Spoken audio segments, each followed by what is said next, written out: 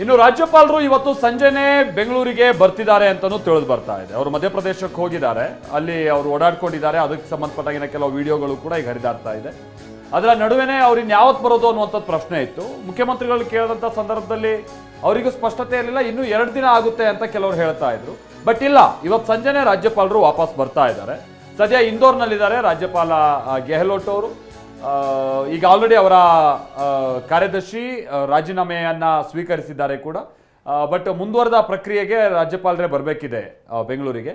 So ಅವ್ರು ಬಂದಂಥ ನಂತರದಲ್ಲಿ ಮುಖ್ಯಮಂತ್ರಿಗಳನ್ನ ಮತ್ತೆ ಕರೆದು ವಿವರಣೆಯನ್ನು ಪಡೆಯೋರಿದ್ದಾರೆ.